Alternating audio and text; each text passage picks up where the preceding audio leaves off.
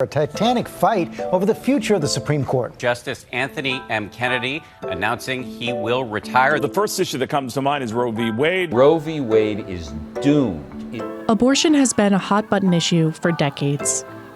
But President Trump is ready to tip the balance of the Supreme Court into one that could reverse the historic decision that established a woman's right to choose. Do you want the court, including the justices that you will name, to overturn Roe v. Wade, which includes, in fact states, a woman's right to abortion? Well, if that would happen, because I am pro-life and I will be appointing pro-life judges, I would think that that will go back to the individual states. Trump is right. And even though Roe v. Wade guarantees access to abortion, states are already heavily involved in how easy or difficult it is to get one. States have always had a stake in abortion rights. In their Roe v. Wade decision, the justices ruled that a woman had the right to an abortion in the first and second trimester of pregnancy, and that the states had the right to ban abortions in the third and final trimester.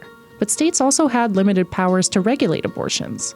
From 1989 to 2007, a series of Supreme Court decisions granted states more and more regulatory power. Most importantly, Planned Parenthood v. Casey replaced Roe v. Wade's trimester framework, moving to a new standard that said that the states couldn't impose an undue burden on a woman seeking abortion. But it didn't clearly define what substantial obstacles to a woman's right to choose would look like, or when a state was allowed to ban the procedure. So states that wanted to limit abortions took advantage of the ambiguity. Since 1973, there have been 1,193 state-level restrictions on abortion, and one-third of these have been enacted in the past 7 years.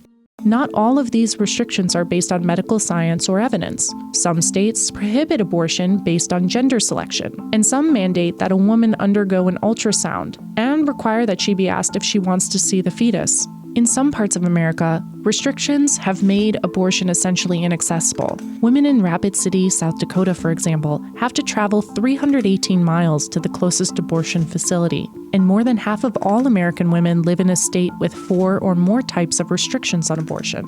If Roe v. Wade was overturned, each individual state would decide the legality of abortion. A few states already have laws on the books that explicitly protect abortion rights, and 13 states have laws that would automatically ban some or all abortions the minute that Roe v. Wade were overturned. And while abortion is largely considered a partisan issue, most Americans, including a majority of Republicans, don't want to see the case completely overturned. If the Supreme Court reversed its decision tomorrow, things could drastically change for some women.